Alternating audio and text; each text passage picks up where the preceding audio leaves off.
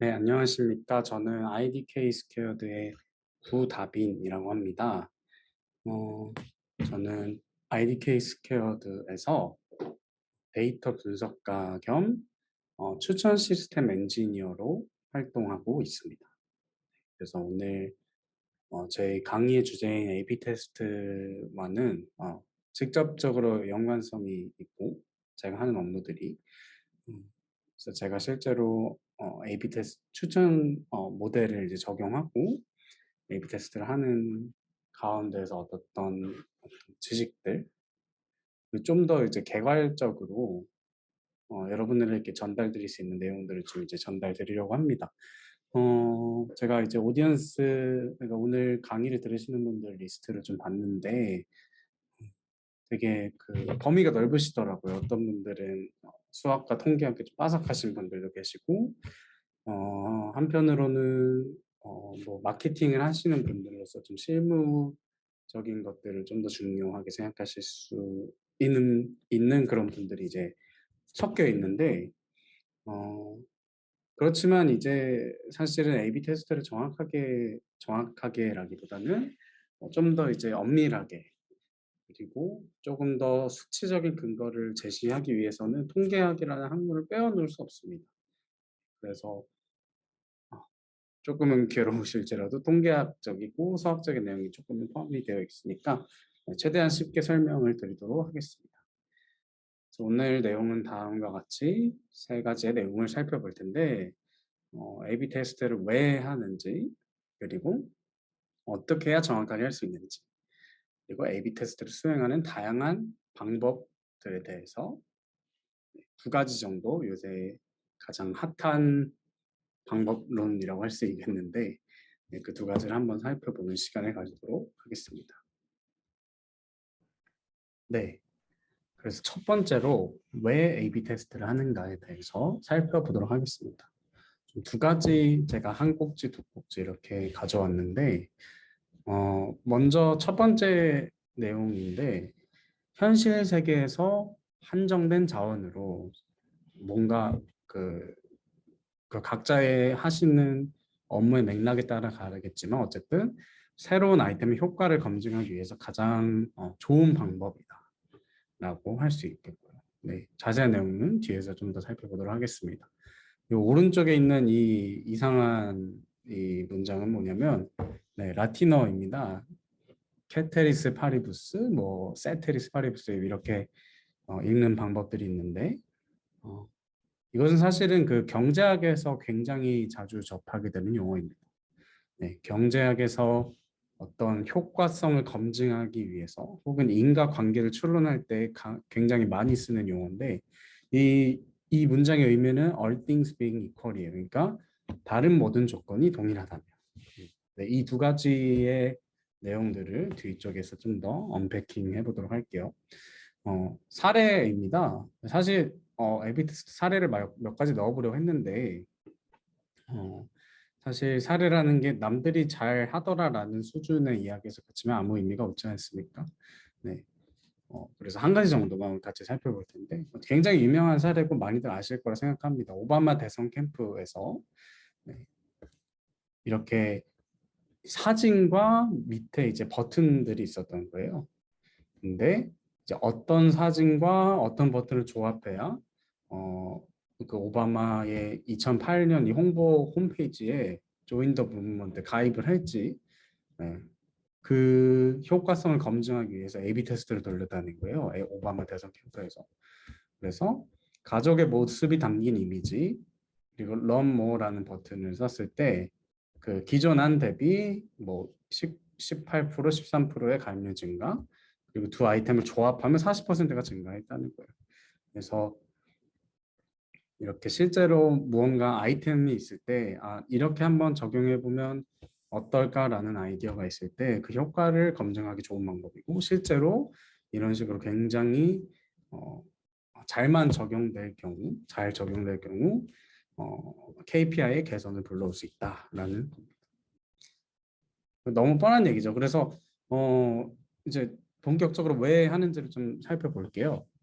뭐 이런 경우입니다. 실제로 이런 맥락에서 지금 일하고 계신 분들도 계실 것 같은데 뭐 예를 들어서 뭔가 상품을 유저들이 구매하는 B2C 어플리케이션을 운영하는 네, 회사라고 가정을 하겠습니다. 그래서 UX UI 디자이너분들이 이렇게 가지고 오는 거예요. 아, 새로운 앱 디자인을 만들었습니다, 사장님. 이번에 이거 적용하면 네, 디자인적인 관점에서 봤을 때 구매 전환율이 높아질 것으로 예상합니다. 네, 사장님 입장에서는 어떨까요? 네. 보기 좋네. 왠지 하면 잘 될 것 같아.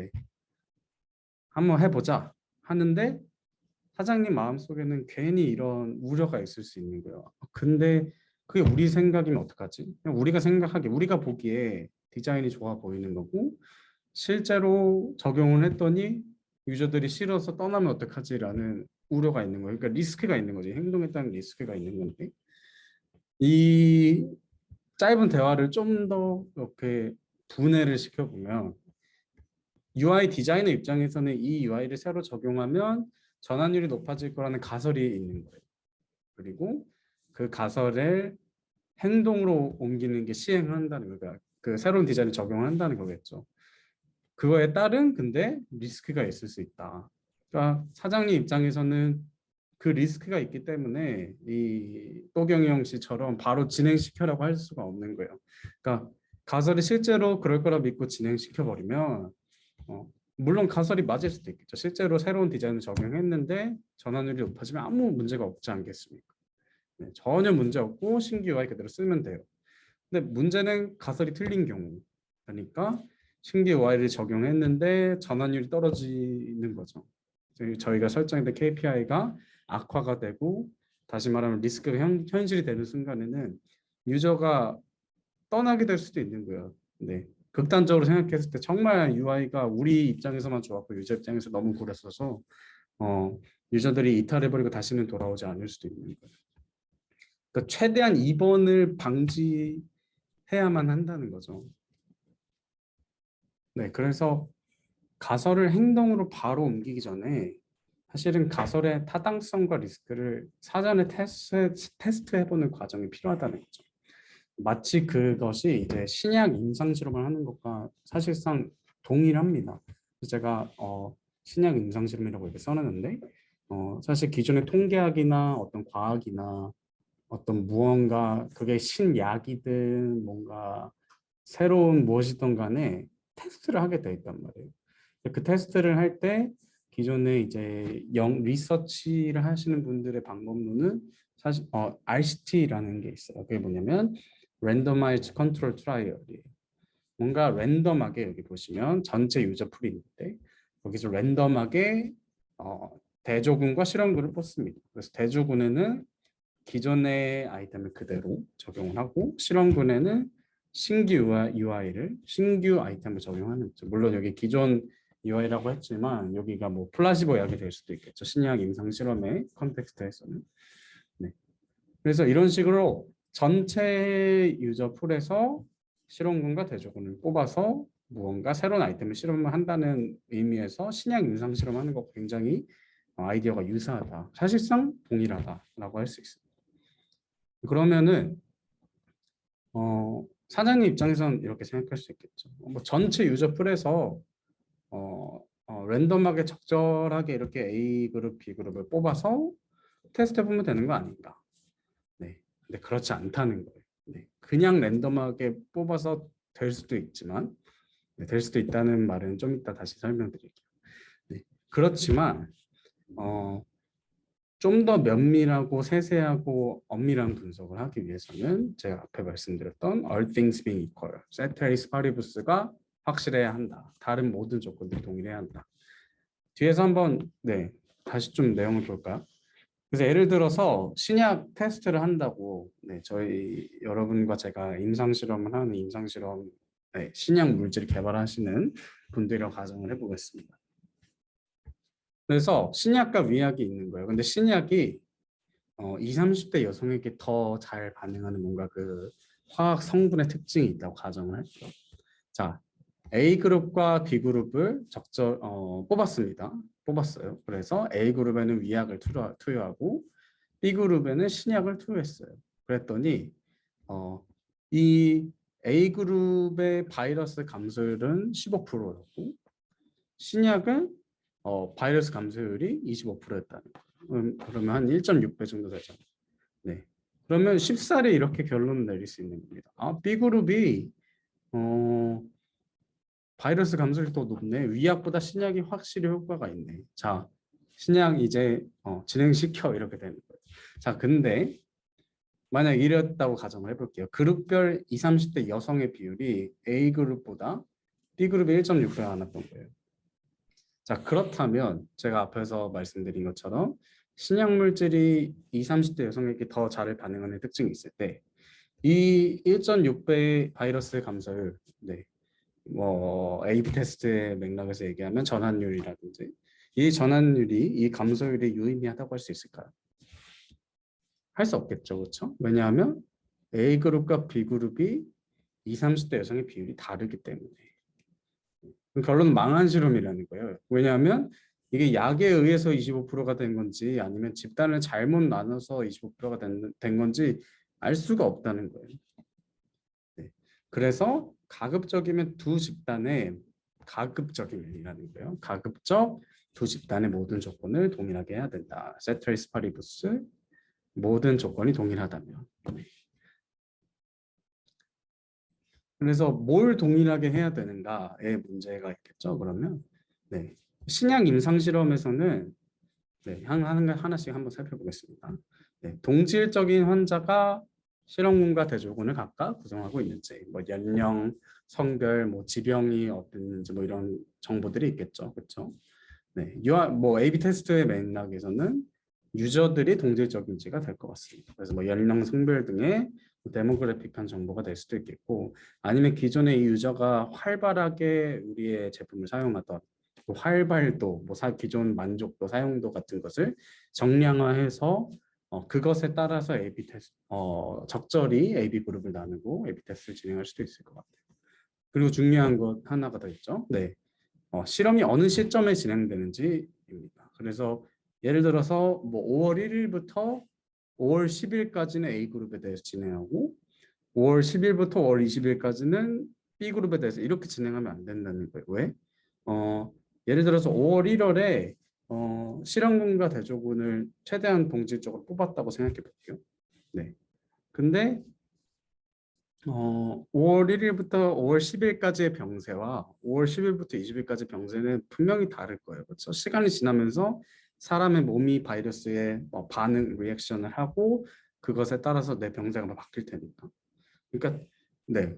그래서 최대한 그런 시점을 동일하게 하는 게 임상실험에서 중요하겠죠. 마찬가지로 A/B 테스트도 마찬가지라는 거예요. 뭐 10일, 뭐 14일, 뭐 보통 A/B 테스트 하면 막 2, 3주 이렇게 진행을 할 텐데 동일 시점이 아니라면 그 사이에 그 각각의 유저가 우리의 어플과 서비스에 대해서 느끼고 있는 감정이나 그런 것들이 변화가 있을 수 있고 또 한편으로는 A/B 테스트가 진행되는 가운데 또 다른 마이너한 변화들이 있을 수 있잖아요. 여러분들이 가지고 계시는 제품에.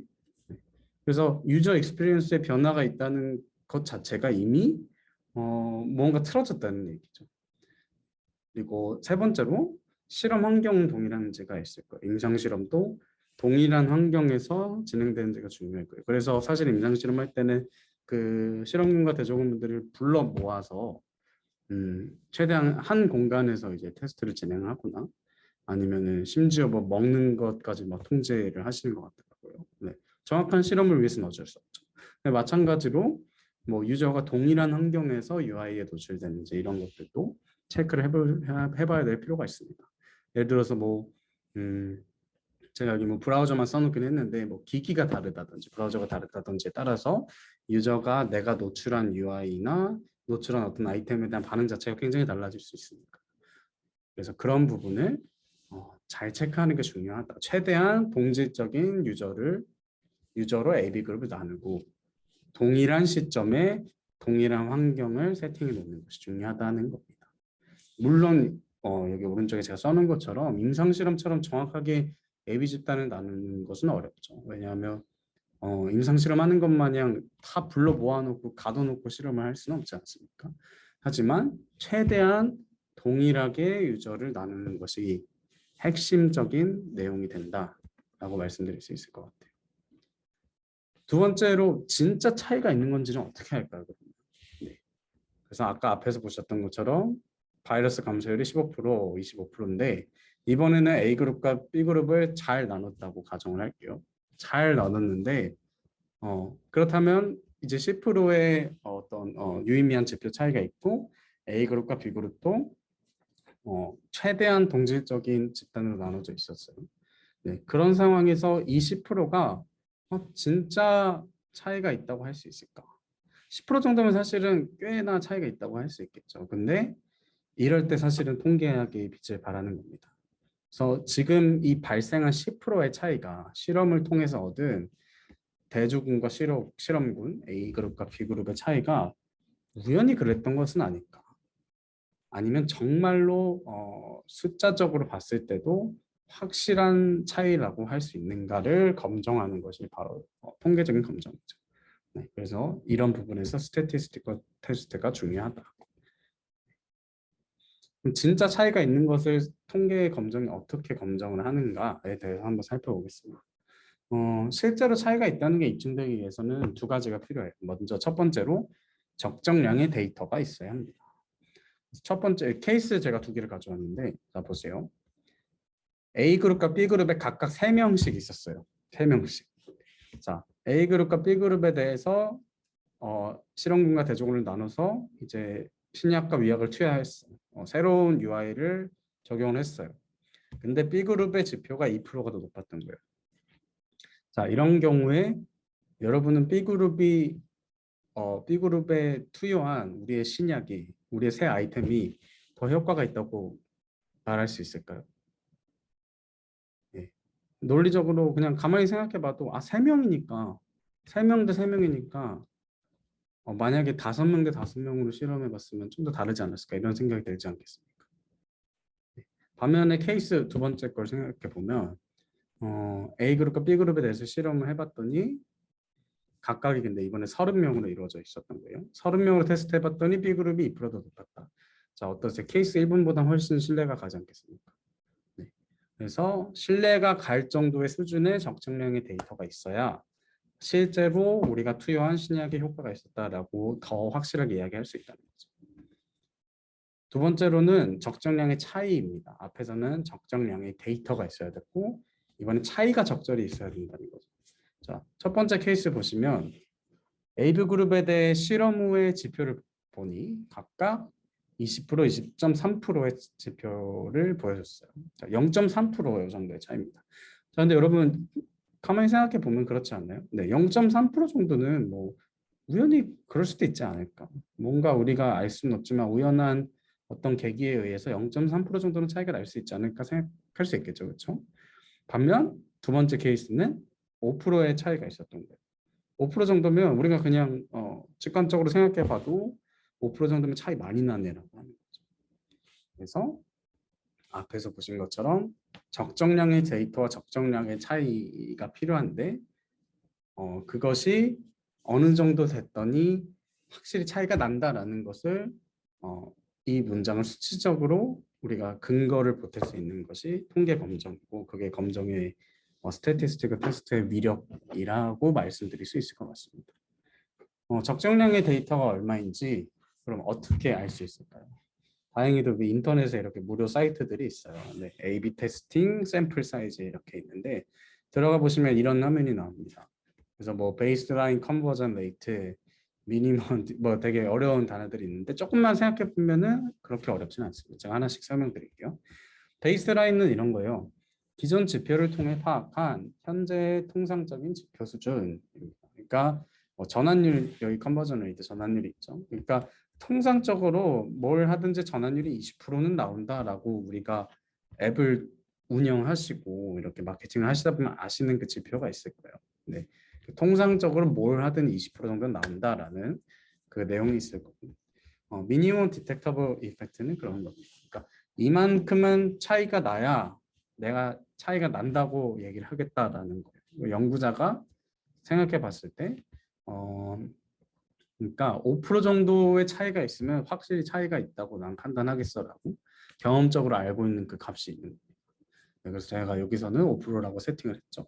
네, 사실 구글에서 퇴사하시고 어떤 분께서 그런 인터뷰를 하시는 걸 본 적이 있는데 구글에서도 한 1, 2% 정도 차이만 나도 엄청난 성과다라고 이렇게 판단을 한다고 합니다. 그러니까 사실 어느 정도 성숙한 서비스에서는 1, 2% 정도의 차이를 만들어내는 것도 굉장히 대단하다라는 거죠.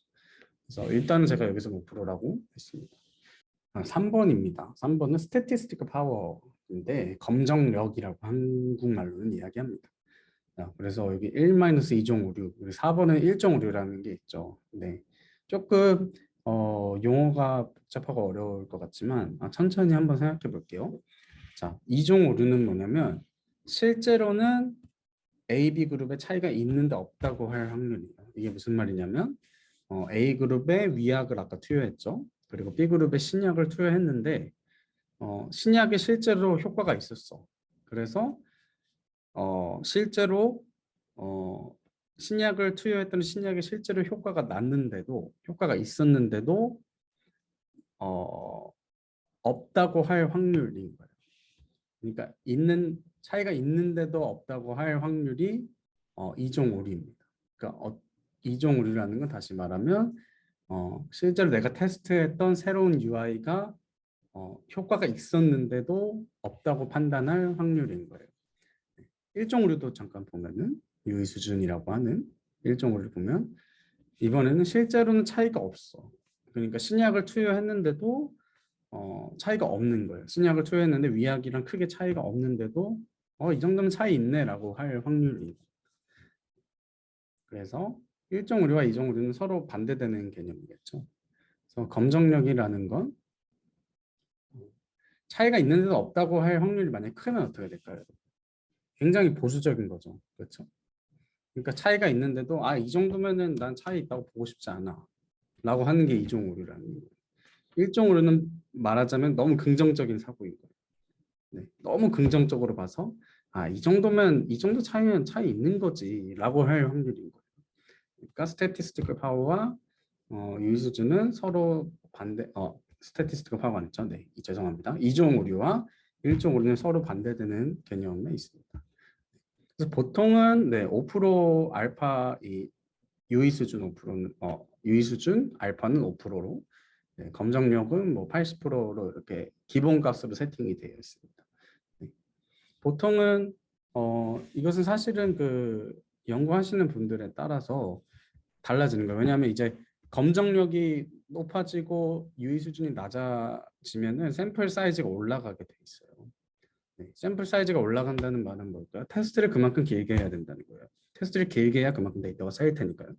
네. 그러니까 사실은 내가 더 정확하게 하겠다고 하는 만큼 더 데이터가 많이 필요해지고 그만큼 공수가 많이 들고 테스트를 더 오랜 기간 진행을 해야 되니까 앞에서 이야기했던 그런 리스크가 발생할 확률도 커지는 거죠. 네, 그래서 이런 사이트를 통해서 적정량의 데이터를 우리가 한번 계산해 볼 수 있다.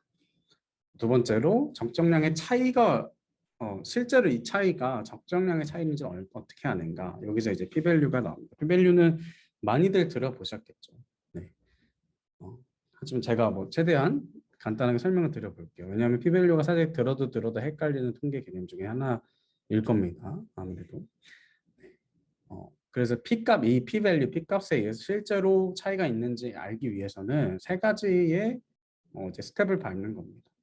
네. 첫 번째로 AB 집단의 지표 차이가 없다고 가정을 하는 겁니다. 네, 어떤 강의하시는 분의 제가 한번 이야기를 들은 적이 있는데 무죄 추정의 원칙과 비슷하다라고 하시더라고요. 되게 좋은 표현 같습니다. 그러니까 위약과 신약 사이에 실제로는 차이가 없다고 가정을 하는 거예요. 신약이 실제로 효과가 없을 거라 가정하는 거예요. 네. 근데 실제로 이제 실험을 돌려본 거예요. A/B 테스트를 돌려보고 실제로 신약을 투여해 봤더니 데이터를 얻었겠죠. 그 실험을 통해서 데이터를 얻고 그 데이터를 실제로 보니 차이가 없다고 하기에는 너무 차이가 많이 나는 거예요. 예를 들어서 아까 본 것처럼 위약군에서는 15%, 신약군에서는 25%가 나왔어. 10%나 차이가 났어요. 그렇죠?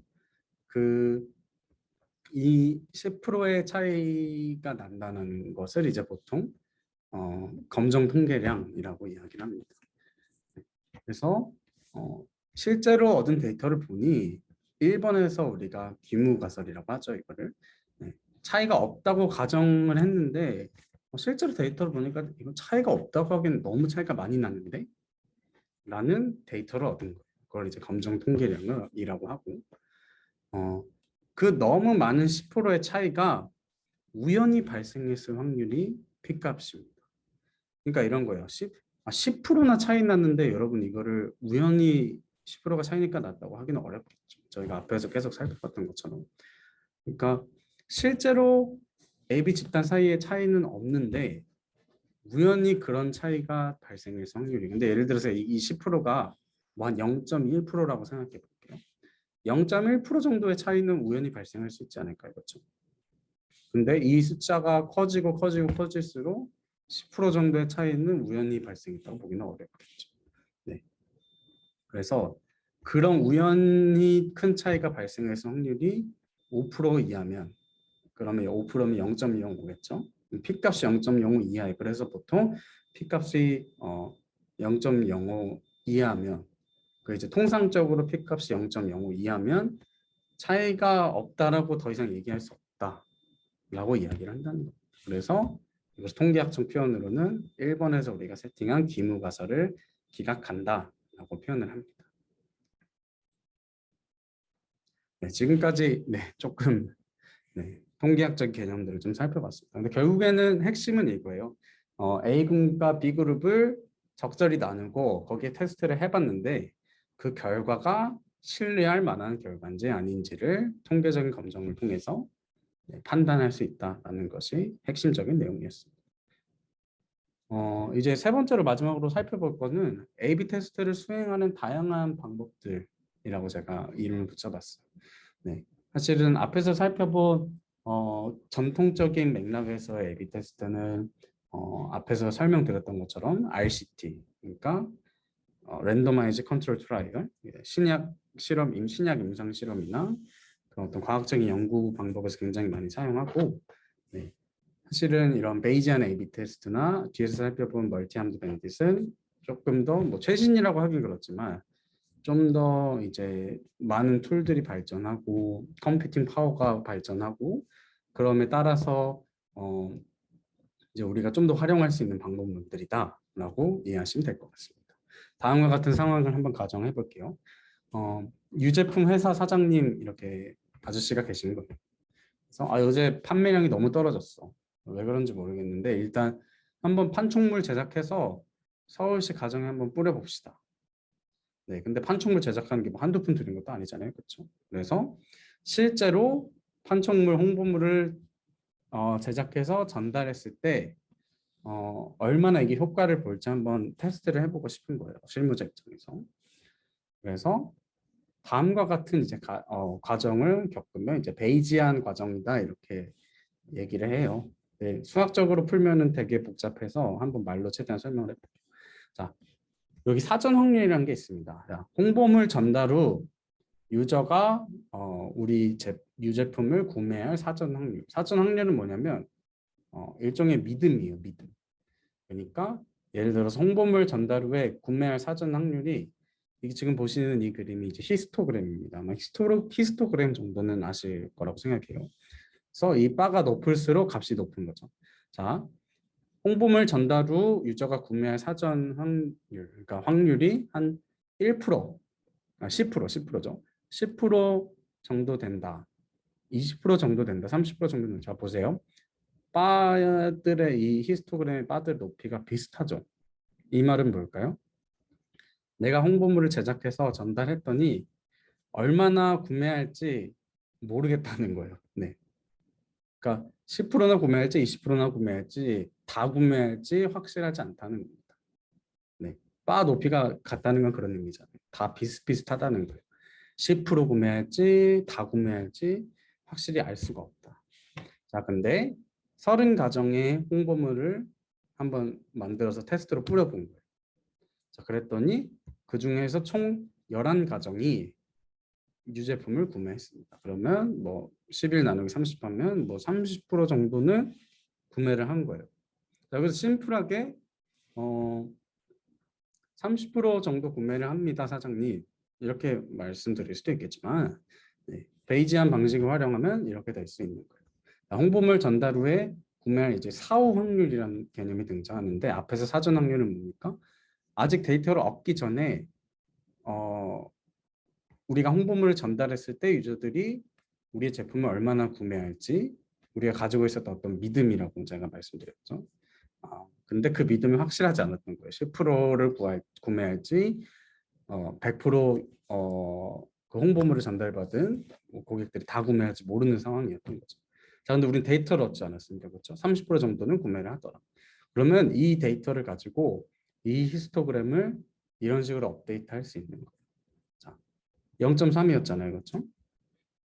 0.3이라는 이 수치를 가지고 물론 이 과정에는 지금 복잡한 수식들이 또 이제 작동을 하겠지만 사실 그렇게 복잡하지는 않지만 네, 어쨌든 그 데이터들을 통해서 이 히스토그램을 업데이트를 한 거예요. 아까 보신 것처럼 30% 정도는 구매를 하기 때문에 30% 근방의 데이터가 훨씬 높아졌죠. 그렇죠? 30% 정도 구매할 거라는 히스토그램의 이 근방의 바가 훨씬 높이가 높아졌고 그 말은 30% 정도 구매하겠더라라는 확률이 더 높아졌다는 거죠. 그래서 이 개념을 사후 확률입니다. 실제로 데이터를 수집 후에 사전 확률을 업데이트한 확률을.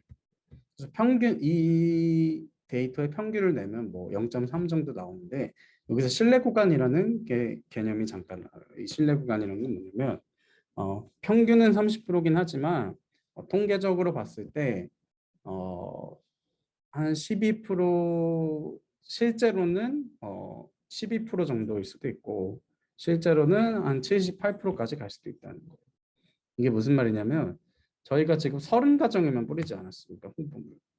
근데 뭐 대한민국의 가정에 30가정밖에 없나요? 그러니까 실제로는 수많은 가정 우리가 홍보물을 뿌려야 할 잠재 가정들이 잠재적인 우리의 고객들이 있는데 그 고객들의 실제적인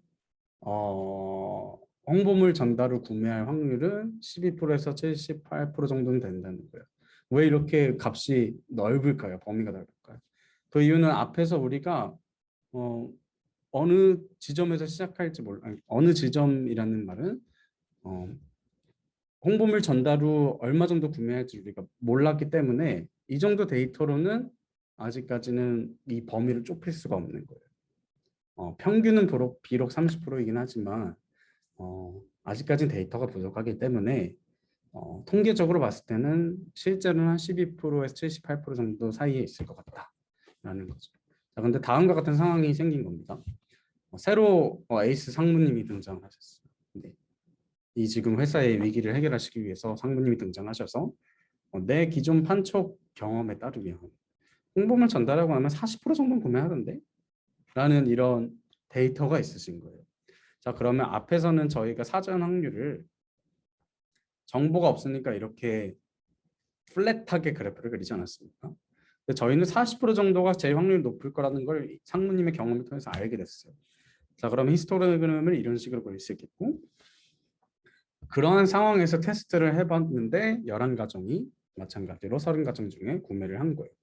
자, 그러면 어떻게 될까요? 그 상황에서 사후 확률을 업데이트했을 때 앞의 상황에 비해서 뒤의 상황의 신뢰 구간이 훨씬 좁아지지 않았습니까? 네. 똑같은 데이터여도 기존에 우리가 40% 정도 전환율이 있더라라는 것을 알고 있으면 새로운 데이터를 전달받았을 때 훨씬 더 촘촘한 신뢰 구간을 얻을 수 있는 거예요. 이 신뢰 구간을 얻으면 뭐 좋은 게 뭘까요? 네. 단순히 사장님 이번에 테스트 해봤더니 30% 정도 효과가 좋았습니다. 가 아니라 통계적으로 봤을 때 수치적으로 봤을 때 95% 정도의 정확도로 한 30, 28%니까요. 한 3, 40% 정도는 저희가 효과를 볼 수 있을 것 같습니다. 라고 이야기할 수 있는 거예요. 네. 이렇게 했을 때 또 좋은 점은 뭘까요? 만약에 이 신뢰 구간을 봤는데 예를 들어서 홍보물 전달을 구매할 사후 확률의 신뢰 구간이 막 0.01까지 내려간다 생각해 보세요. 이 노란색 영역이 여기까지만 내려온 거예요. 그랬을 때는 어떨까요? 내가 실제로 홍보물 제작해서 고객들에게 전달하고 얻을 수 있는 어떤 기대 수익이 있을 거예요. 그렇죠? 근데 그 기대 수익이 내가 홍보물 제작하는 비용보다도 너무 비용보다도 못하다. 이러면 그 일을 진행할 필요가 없는 거예요. 네. 그래서 평균이 아니라 우리가 이렇게 구간으로 봤을 때는 이게 수학적으로는 로어 바운드, 어퍼 바운드 이런 얘기 합니까? 상한선, 하한선인 거죠. 그렇죠? 내가 얻을 수 있는 기대 수익의 상한선, 하한선이 있을 때 하한선이 너무 낮다 싶으면은 이 액션을 그 홍보물 제작하는 액션을 취할 필요가 없는 거예요. 그렇죠? 네, 여기서 문제는 이런 경우죠. 지금 에이스 상무님이시기 때문에 40%라는 확률을 잘 맞추셨지만 거의 뭐 근사하게 맞추셨지만 예를 들어서 여기서 막 80%라고 때리셨다고 생각해 보세요. 그럴 땐 어떻게 될까요? 이 신뢰 구간이 막 망가지기 시작할 거예요. 그렇죠? 네. 그래서 베이지안 A/B 테스트는 이렇게 사전에 어떤 우리가 경험적으로 알고 있는 정보가 있을 때 굉장히 유용하게 사용할 수 있지만 문제는 이 사전 확률을 잘못 설정하면 올바르지 않은 해석을 할 수 있다라는 문제가 있습니다.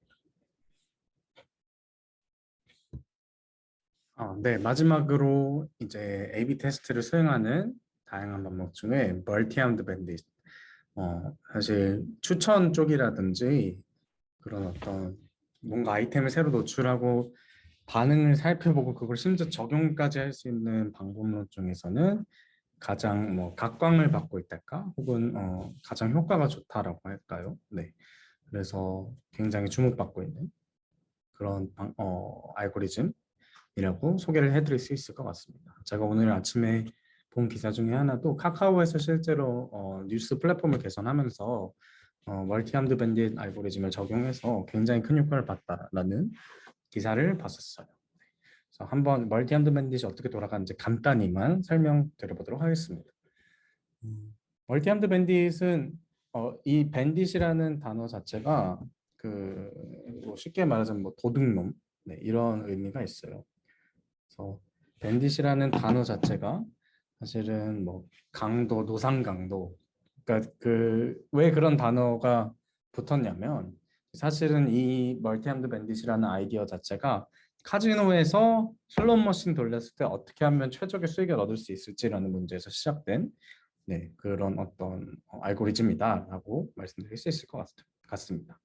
멀티암드라는 말은 팔이 여러 개라는 뜻인데 그래서 이런 상황을 한번 가정을 해보겠습니다. 네, 이 문어 친구가 카지노에 가서 슬롯 머신을 땡겨보고 싶은 거예요. 근데 문어가 물론 다리가 이것보다는 더 많지만 예를 들어서 4개밖에 없어요. 그래서 한 번에 4개의 머신을 땡겨볼 수 있는 거예요. 그렇죠? 근데 문제는 머신 A, B, C, D 중에서 사실은 어디가 더 수익률이 높은지는 모르는 거예요. 처음 이제 카지노에 갔으니까. 하지만 문호 씨는 팔이 많지 않았습니까? 그래서 A, B, C, D 머신을 동시에 당겨볼 수 있는 거예요. 그래서 처음 이제 딱 한 번에 4개의 슬롯 머신의 레버를 쫙 잡고 당겼어요. 이때 각각의 머신에서 다음과 같은 수익률을 얻었다고 가정을 하겠습니다. 자, A 머신에서는 뭐 달러로 할까요? 1000달러. B에서는 50달러, C에서는 0달러, D에서는 500달러를 얻었습니다. 자, 그러면 여러분들은 혹시 어떻게 하실 것 같으세요? 네. A 머신이 수익이 잘 나왔으니까 A 머신에 내 돈을 몰빵하겠어 라고 하시는 분이 계실 수도 있고 좀 더 안전하게 다시 한번 4개를 동시에 당겨볼까? 라고 하시는 안정성을 추구하시는 분들도 계실 거예요. 그것을 근데 수치적으로 알고리즘화시켜서 표현을 할 수 있다는 거죠. 그래서 그것을 exploitation, exploration이라는 단어를 씁니다. 활용하는 타입이 있고 탐색하는 타입이 있는 거예요. 자, 활용하는 타입은 묶고 더블로 가하는 거예요. 인생은 어차피 한 방이고 A와 D에서 1000달러, 500달러 나온 거 보니까 A, D에 내 가진 모든 것을 걸겠어 이렇게 되는 거죠. 네. 탐색은 어떨까요? 안정적으로. 슬롯머신은 어차피 랜덤하게 돌아가는 거 아니냐. 이번에는 BC 슬롯머신에서 좀 더 높은 수익이 나올 수도 있어. 다음에 다시 땡겨보면. 그렇기 때문에 무작정 AD에 지르지는 않겠다라고 하면서 이렇게 의심 섞인 눈초리를 보내는 사람도 있을 겁니다. 그래서 활용하는 타입이 있고 탐색하는 타입이 계실 거예요, 다들. 근데 굳이 활용과 탐색 둘 중에 하나만 할 필요는 없지 않겠습니까? 네. 조금씩 섞어가면서 이번에는 뭐 A, C, D를 땡기고 그 다음에는 뭐 C랑 D만 땡기고 이런 식으로 조정해가면서 할 수 있잖아요, 충분히. 그렇죠? 네. 그래서 활용과 탐색 중 어떤 쪽에 더 집중할지 그 각각의 땡기는 라운드마다 확률을 조금씩 조정할 수 있는. 자, 왼쪽의 케이스를 보시면 첫 번째 T가 이제 각각의 라운드라고 생각해 볼게요. T1이 첫 번째 라운드에서 A, B, C, D 순으로 수익이 나왔는데 두 번째도 A, B, C, D 순, 세 번째도 A, B, C, D 순, 네 번째도 A, B, C, D 순 이렇게 나왔어요. 여러분 그럼 어떻게 하실래요? 저 같으면 A, B에 돈 많이 투자할 것 같아요. 그렇죠? 당연하지 않겠습니까? 그래서 수익이 좋은 슬롯모션이 계속 좋네? 그러면 아까 앞에서 살펴본 것처럼 묶고 더블로 가 전략을 좀 더 적극적으로 활용할 수 있겠죠. 반면에 두 번째 케이스를 보니까 이 카지노는 수익이 ABCD가 왔다 갔다 하는 거예요. 네, 물론 현실은 대부분 이렇지 않겠습니까? 네. 수익이 슬롯모션 땡길 때마다 조금씩 달라지는 거 보니까 활용은 좀 그러니까 잘 나오는 거에 돈 때려 박는 거는 네, 죄송합니다. 용어가 좀 그런가요? 네, 너무 투자하는 것은 좀 덜 하고 지양하고 계속 탐색하는 과정을 거쳐야겠다고 생각할 수 있을 거예요. 네. 뭐 지극히 합리적이죠. 네, 근데 실제로도 알고리즘적으로 내가 활용을 더할지 탐색을 더할지를 매 라운드마다 테스트를 해보면서 조정을 할 수 있다는 거예요. 자, 지금 다시 A/B 테스트 맥락으로 돌아와서 여러분들이 예를 들어서 여러 가지 안이 있다고 생각해 보세요. A안, B안뿐만 아니라 C안도 있고 D안도 있고 그 중에 어떤 게 효과가 있을지 A/B 테스트로는 검증하기 어려워요. 그럼 랜덤하게 그냥 A, B, C, D 안을 유저들한테 막 뿌려주는 거예요. 물론 그 가운데서 아까 앞에 살펴본 세트리스 파리부스 조건 동일하게 해주시면 좋겠지만 일단 뿌려보는 거예요. A, B, C, D를 뿌려보고 그 다음 라운드에 보니까 이런 전환율이 이런 식으로 차이가 있었네. 그것을 이제 조금씩 더 활용할지 탐색할지를 조정해 가실 수 있겠죠. 그래서 이 알고리즘을 쓰는 이유는 이런 겁니다. 전통적인 A/B 테스트에서는 다음과 같은 문제들이 발생할 수 있어요. 첫 번째로 A/B 테스트를 했더니 A안에 대해서 반응이 좋았어요. 그래서 A안 가자라고 할 수 있겠지만 문제는 테스트 기간 동안 B안에 노출됐던 유저들은 어떨까요? B안에 실망하면서 떠나갈 수 있겠죠, 그렇죠? 뭐야 별로네, 내 이번 이 B안 이 UI는 별로네 하면서 고객을 우리가 잃을 수도 있는 거예요. 네, 그런 경우가 최대한 없도록 해야겠죠. 반면에 또 테스트 기간에는 A안이 좋았다고 생각을 했는데 나중에 보니까 B안이 더 좋은 경우도 있을 수도 있는 거예요. 네. 그러니까 테스트 기간 동안에는 A안이 더 좋다고 데이터가 판명이 났는데 모종의 이유로 그 기간이 지나고 나서 또 데이터를 봤더니 사실은 B안이 더 좋았을 수도 있는 거죠. 자, 근데 멀티함드 밴딧을 활용하면 아까 보셨던 것처럼 매 시점 T1, T2마다 그 T-1 그러니까 T2 입장에서는 T1 시점의 데이터를 보면서 활용을 더할지 탐색을 더할지 조금씩 결과를 업데이트할 수 있다는 거예요. 예를 들어서 전 라운드에서 뭐 A안과 B안이 좀 더 전환율이 좋았다 하면은 그쪽을 좀 더 노출을 많이 시켜준다든지 이렇게 각각의 라운드마다 실시간으로 데이터를 확률을 업데이트 해줄 수 있다는 거죠. 뭘 더 노출시켜줄지. 물론 활용과 탐색의 밸런스를 잘 맞춰야 한다는 문제점이 아직은 남아있지만요. 물론 이 부분도 이제 알고리즘적으로 풀 수 있는 부분들이 있습니다. 뭐 UCB 알고리즘이라든지 입실론 그리디 알고리즘이라든지 사실은 강화학습 같은 것을 여러분들이 혹시 공부하실 기회가 있으시면은 또 배우실 수 있는 주제들이기도 합니다. 그래서 멀티암드 밴딧은 전통적인 MB 테스트의 맥락에서 발생할 수 있는 이러한 문제들을 어느 정도 상쇄해 줄 수 있다. 다음 문제가 뭘까요? 계산 비용이 굉장히 많이 들겠죠, 그렇죠? 네, 어, 공수가 많이 든다기보다는 이제 매일마다 아마도 이제 이 시점이 매일이 될 가능성이 크겠죠. 뭐 매주가 될 수도 있고 어쨌든 매주마다 계속 이렇게 자동으로 돌아가야 되는 컴퓨터 연상 비용이 발생을 할 것입니다. 하지만 어쨌든 이런 식으로 바로바로 유저의 피드백을 노출 결과에 반영시켜 줄 수 있기 때문에 아까 초장에 말씀드렸던 것처럼 카카오 뉴스 같은 네, 그런 테크 기업들에서 적극적으로 활용을 하고 실제로도 굉장히 좋은 효과를 보고 있는 알고리즘이다 라고 생각을 해주시면 될 것 같습니다. 네, 지금까지 조금의 통계학 한 소금 넣는다고 했는데 좀 많이 들어간 것 같기도 하네요. 끝나고 보니까. 네, 하지만 뭐 이제 정리하면서 네, 살펴보면은 결국에는 A/B 테스트는 이거예요. 내가 뭔가 새로운 우리 회사에서 뭔가 시도해보고 싶은 새로운 아이템이 있는데 이게 좋을지 나쁠지 알 수 없으니 적당히 유저들을 선발을 해서 테스트를 해보는 과정이다. 근데 그 테스트를 해보는 과정 가운데 1번 all things being equal이라고 말씀드렸죠. 모든 조건을 최대한 동질적으로 만드는 것이 중요하다. 그리고 어떤 지표를 개선 대상으로 삼을지 확실히 하자라는 게 있습니다. 이것은 무슨 얘기냐면 전환율을 내가 보고 싶은 건지 클릭률을 보고 싶은 건지 뭘 보느냐에 따라서 동일 기간이 동일해도 클릭률 자체는 차이가 없는데 전환율은 차이가 있을 수 있잖아요. 그러니까 내가 전환율을 보고 싶은 건지 클릭률을 보고 싶은 건지를 처음부터 확실히 세팅을 해둘 필요가 있다라는 말씀을 드리고요. 얼마나 차이가 나야 할까? 아까 제가 앞에서도 말씀드린 것처럼 뭐 1에서 2% 정도의 제가 아까 전환율이라 말씀드렸는데 UV였군요. 1, 2% 정도의 UV 차이만 나도 구글에서는 굉장히 큰 차이라고 본다. 그러니까 어느 정도 우리 회사의 서비스가 성숙해 있는 상태라면 그렇게 드라마틱한 차이를 불러오기는 어렵다. 물론 각자 하시는 그 사업과 그 업무의 그 어플이나 그 아이템들 성격에 따라서 달라지겠지만요.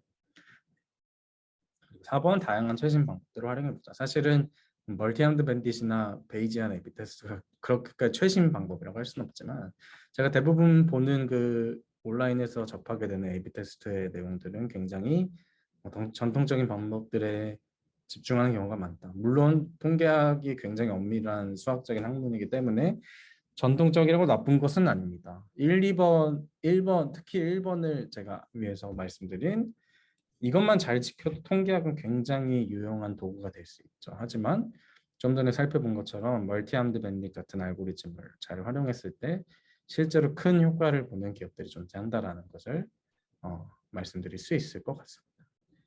네.